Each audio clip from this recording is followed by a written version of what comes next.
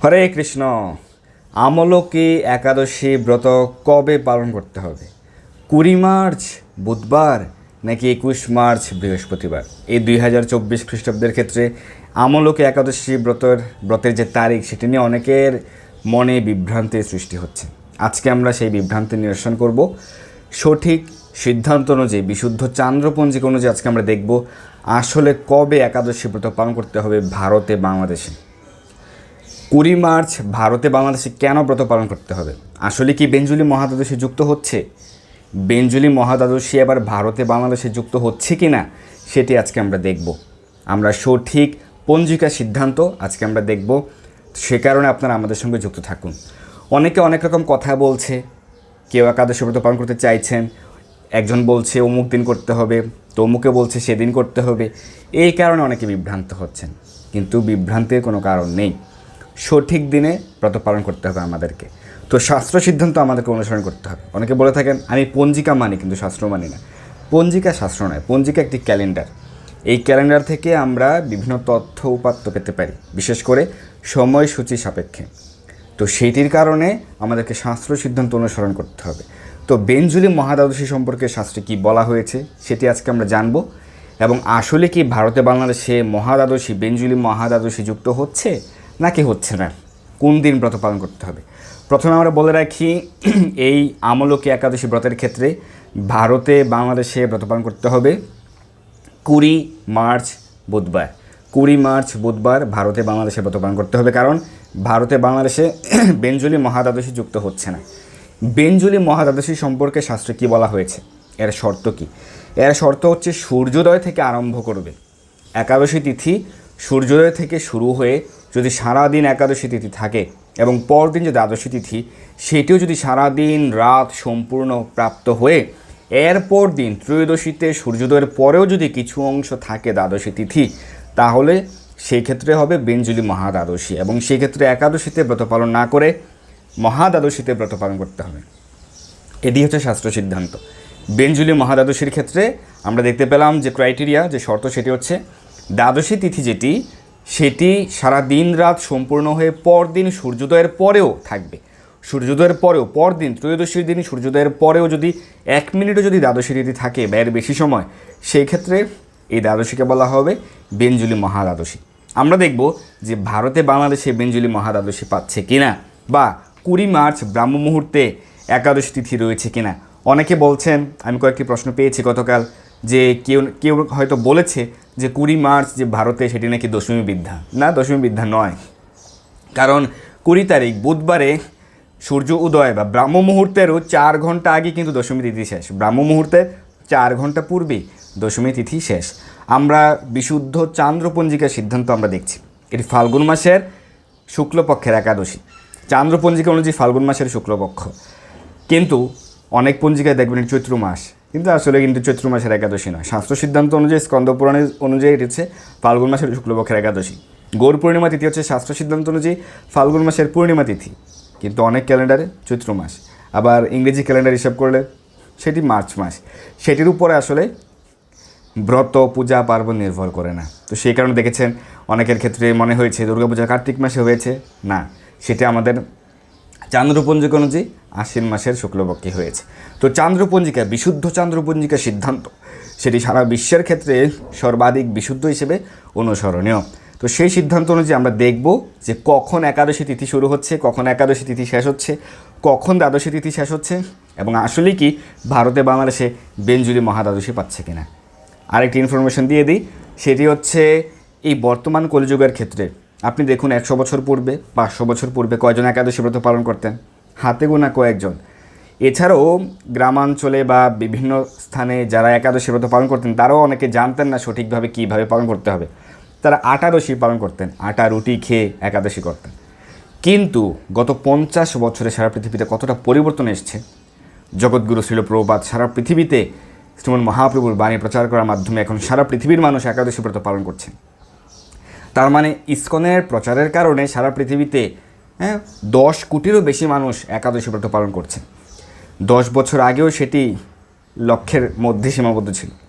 প্রতিটি শহরে, প্রতিটি গ্রামে কয়জন একাদশী ব্রত পালন করতেন, কিন্তু এখন এতটাই প্রচার হয়েছে সকল হিন্দুরা, মোটামুটি সকল সনাতনীদের মধ্যে প্রায় 70 থেকে 80% সনাতনী এখন একাদশী ব্রত পালন করছে। কার অবদান স্বীকার করতে হবে, আমাদেরকে কৃতজ্ঞতা স্বীকার করতে হবে। জগৎগুরু শ্রীল প্রভুপাদের কি যায়। তো সেই কারণে ইসকন জিবিসি সিদ্ধান্ত অনুযায়ী সারা বিশ্বের 10 কোটির বেশি মানুষ সঠিক দিনে ব্রত পালন করছেন ইসকন জিবিসি সিদ্ধান্ত অনুযায়ী। আপনারা ইসকন জিবিসি সিদ্ধান্ত নির্দ্বিধায় নিশ্চিন্ত অনুসরণ করুন, তাহলে সেটি শাস্ত্র সিদ্ধান্ত মেনে সঠিক দিনে ব্রত পালন করা হবে। অমুকে কী বলেছে তমুকে কী বলেছে এসব কর্ণপাত করার কোনো প্রয়োজন নেই। আজকে আমরা সঠিক শাস্ত্র সিদ্ধান্ত দেখব। ভারতের সময় অনুযায়ী প্রথমে আমরা দেখছি যে একাদশী তিথি কখন শুরু হচ্ছে। ভারতের সময় অনুযায়ী একাদশী তিথি শুরু হচ্ছে 19 তারিখ মধ্যরাত 12টা 21 মিনিটে। ইংরেজি তারিখ হিসেব করলে বা ইংরেজি যে সিস্টেম সেটি হিসেব করলে 20 মার্চ হয়ে যায়। ইংরেজি তারিখ হিসেব করলে 20 মার্চ 12টা 21, রাত্রি 12টা 21 AM, 12:21 AM। আর এমনিতে বাংলা সিস্টেম হিসেব করলে হচ্ছে মধ্যরাত্রি 12টা 21, 19 তারিখের পরে যে মধ্যরাত্রি 12টা 21 থেকে একাদশী তিথি শুরু হচ্ছে। তার মানে 20 তারিখ ব্রাহ্ম মুহূর্তের 4 ঘন্টা আগে কিন্তু একাদশী তিথি শুরু হয়ে যাচ্ছে। তার মানে সেটি কোনোভাবেই দশমী বিদ্যা হচ্ছে না। 20 মার্চ ব্রত কোনোভাবেই দশমী বিদ্যা হচ্ছে না ভারতে বাংলাদেশে, কারণ ব্রাহ্ম মুহূর্তের 4 ঘন্টা আগেই একাদশী তিথি শুরু হচ্ছে, দশমী তিথি শেষ। সেই কারণে সম্পূর্ণ ব্রাহ্ম মুহূর্ত পাচ্ছে একাদশী তিথি। আমরা দেখব যে একাদশী তিথি কখন শেষ হচ্ছে। ভারতের সময় অনুযায়ী একাদশী তিথি শেষ হচ্ছে পরদিন রাত্রি 2টা 22 ঘটিকায়, অর্থাৎ 20 মার্চ সারাদিন একাদশী তিথি থাকছে এবং রাত্রি 2টা 22 ঘটিকায় একাদশী তিথি শেষ হবে ভারতের সময় অনুযায়ী।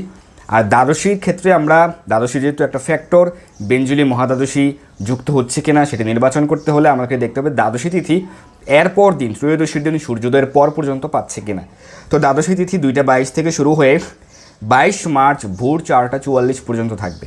বিশুদ্ধ চন্দ্রপঞ্জিকা অনুযায়ী দ্বাদশী তিথি থাকবে 22 মার্চ ভোর 4টা 44 ঘটিকা পর্যন্ত। তার মানে সূর্যোদয়ের আগে কিন্তু দ্বাদশী তিথি শেষ হয়ে যাচ্ছে, সূর্যোদয়ের পরে স্পর্শ হচ্ছে না।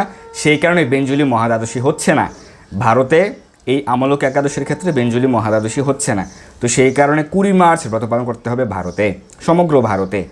বাংলাদেশে যারা অবস্থান করছেন, বাংলাদেশের ক্ষেত্রে একাদশী তিথি শুরু হবে 19 তারিখ মধ্যরাত্রি 12টা 51 ঘটিকায়, অর্থাৎ সেটি ইংরেজি যে সিস্টেম সেটি হিসেব করলে 20 মার্চ 12টা 21, 12টা 51 AM, 20 মার্চ 12টা 51 AM। তার মানে ব্রাহ্ম মুহূর্তেরও 3.5 ঘন্টারও বেশি সময় পূর্বেই কিন্তু দশমী তিথি শেষ হচ্ছে, একাদশী তিথি শুরু হচ্ছে। তাই কোনোভাবেই দশমী বিদ্যা হচ্ছে না বাংলাদেশের ক্ষেত্রে। একাদশী তিথি শেষ হবে বাংলাদেশের ক্ষেত্রে পরদিন 2টা 52 ঘটিকায়, রাত্রি 2টা 52 ঘটিকায়, অর্থাৎ 20 মার্চ সারা দিন রাত্রি একাদশী তিথি থাকছে, রাত্রি 2টা 52 ঘটিকায় শেষ হচ্ছে একাদশী তিথি। দ্বাদশী তিথির ক্ষেত্রে 2টা 52 থেকে শুরু হয়ে 22 মার্চ ভোর 5টা 14 ঘটিকায় শেষ হবে দ্বাদশী তিথি। বাংলাদেশের ক্ষেত্রে 22 মার্চ ভোর 5টা 14 ঘটিকায় দ্বাদশী তিথি শেষ হবে। আর সূর্য উদয় হবে তার 46 মিনিট পরে। তার মানে সূর্য উদয়ের 46 মিনিট আগেই দ্বাদশী তিথি শেষ। তার মানে বাংলাদেশেও বেঞ্জুলি মহাদ্বাদশী পাচ্ছে না। আমলক একাদশীর ক্ষেত্রে সূর্যোদয়ের পরে যদি 1 মিনিট থাকতো তাহলে বেঞ্জুলি মহাদ্বাদশী হতো, কিন্তু সূর্য উদয়ের 46 মিনিট আগেই দ্বাদশী তিথি শেষ 22 তারিখ। তো সেই কারণে ভারতে এবং বাংলাদেশে আবার বেঞ্জুলি মহাদ্বাদশী পাচ্ছে না। কোথায় পাচ্ছে? সিঙ্গাপুর, মালয়েশিয়া, চীন, জাপান, হংকং, অস্ট্রেলিয়া, নিউজিল্যান্ড, ওই স্থানগুলিতে বেঞ্জুলি মহাদ্বাদশী পাচ্ছে। আবার ইউরোপের অনেক দেশে, আফ্রিকার অনেক স্থানে এবার পক্ষবর্ধিনী মহাদ্বাদশী যুক্ত হচ্ছে। পক্ষবর্ধিনী মহাদ্বাদশী যে শর্ত সেটি হচ্ছে অমাবস্যা বা পূর্ণিমা। যেমন এটি শুক্লপক্ষের একাদশী, তো এই শুক্লপক্ষের একাদশীর পরে রয়েছে পূর্ণিমা তিথি, গৌর পূর্ণিমা, সেটি হচ্ছে ফাল্গুন মাসের পূর্ণিমা।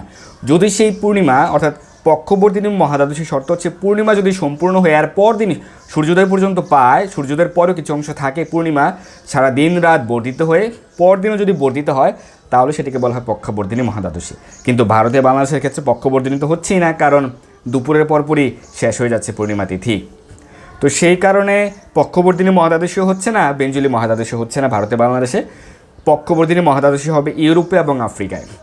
আর বেঞ্জুলি মহাদ্বাদশী পাবে হচ্ছে চীন, Japan, Malaysia, Singapore, Indonesia, Brunei, Vietnam, Thailand, Hong Kong, দক্ষিণ কোরিয়া, অস্ট্রেলিয়া, নিউজিল্যান্ড, এই স্থানগুলিতে বেঞ্জুলি মহাদ্বাদশী পাচ্ছে, কিন্তু ভারতে বাংলাদেশে পাচ্ছে না। আমরা সরাসরি দেখেছি, সঠিক সময়সূচি দেখেছি বিশুদ্ধ চান্দ্রপঞ্জিকা অনুযায়ী, যেটি সর্বাধিক বিশুদ্ধ এবং সারা পৃথিবীতে কোটি কোটি মানুষ এই বিশুদ্ধ চান্দ্রপঞ্জিকার সিদ্ধান্ত অনুযায়ী, ইসকন জিবিসি সিদ্ধান্ত অনুযায়ী ব্রত পালন করেন।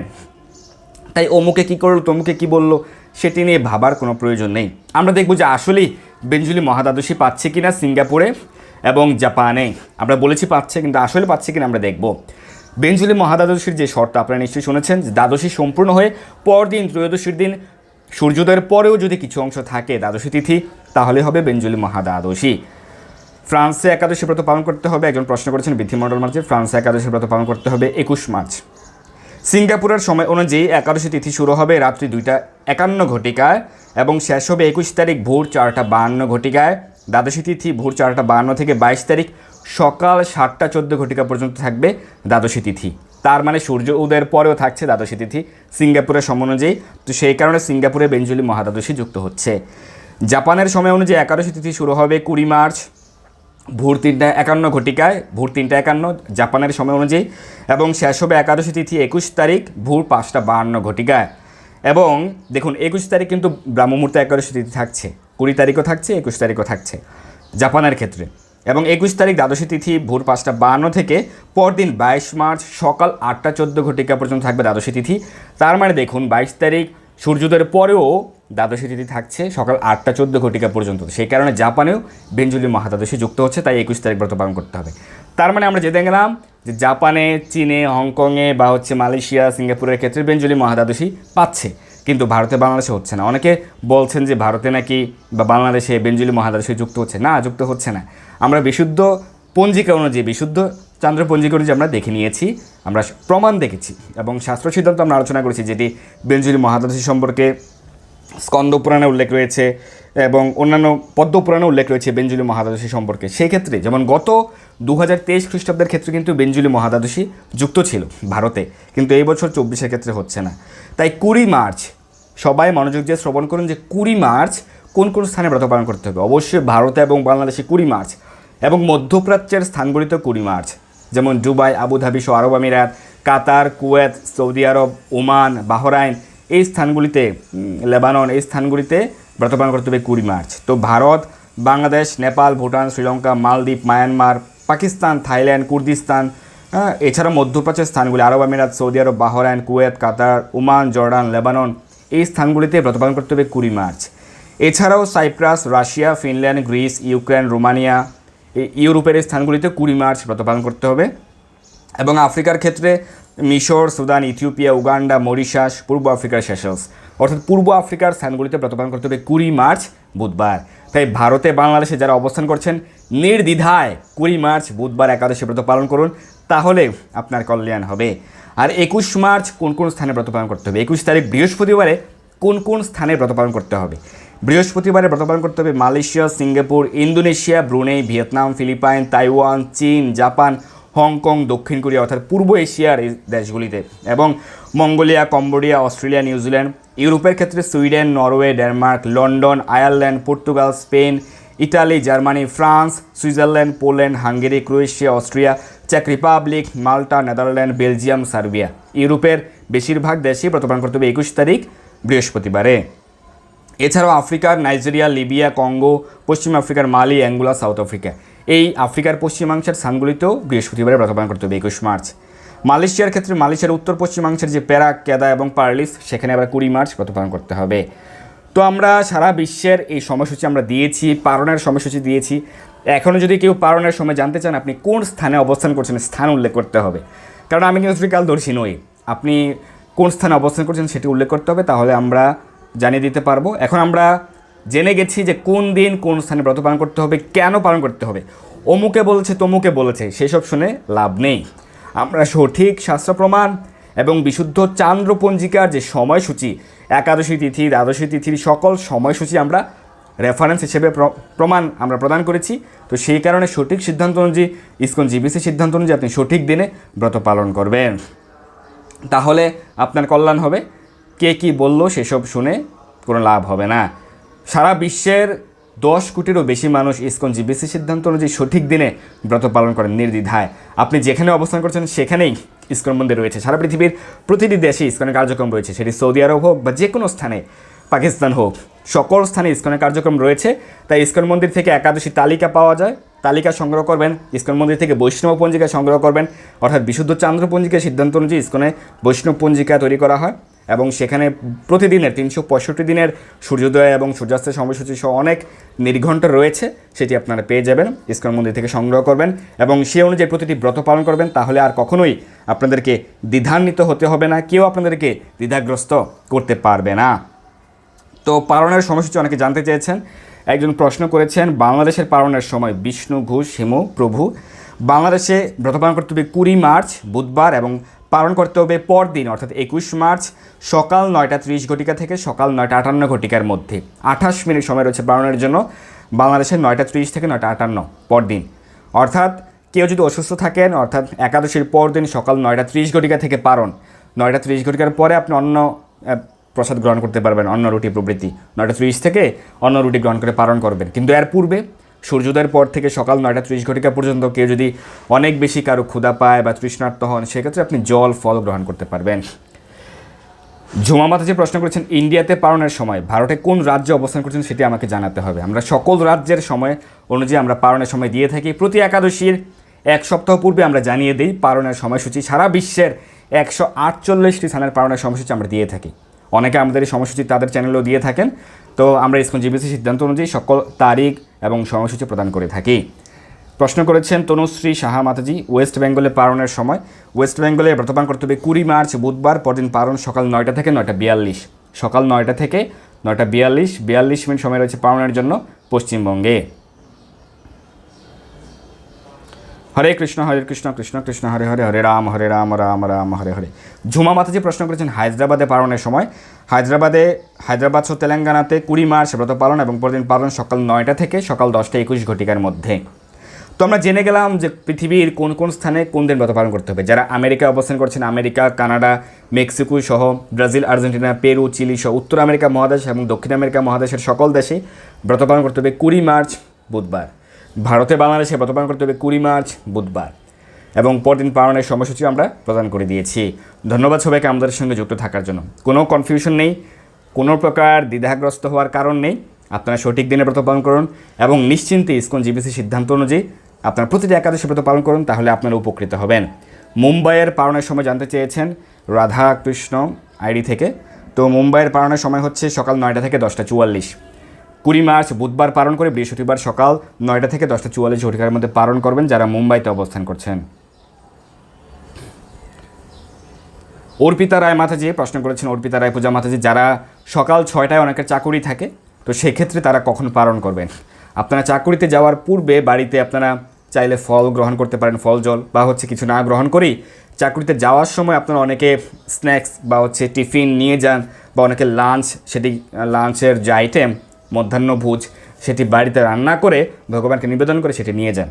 তো সেই ক্ষেত্রে আপনারা সেটি নিয়ে যাবেন, সঙ্গে করে নিয়ে যাবেন। সেটি অন্নপ্রসাদ হতে পারে, বা খিচুড়ি প্রসাদ হতে পারে, রুটি প্রসাদ হতে পারে, বা ইসকন মন্দির থেকে আপনারা আগেই সংগ্রহ করে নিয়ে আসতে পারেন শুকনো প্রসাদ, বিস্কুট বা অন্য কোনো শুকনো প্রসাদ ইসকন মন্দির থেকে নিয়ে আসতে পারেন, ইসকন রেস্টুরেন্ট থেকে নিয়ে আসতে পারেন। সেটি আপনারা চাকুরিতে যাওয়ার সময় বা অফিসে যাওয়ার সময় সঙ্গে করে নিয়ে যাবেন।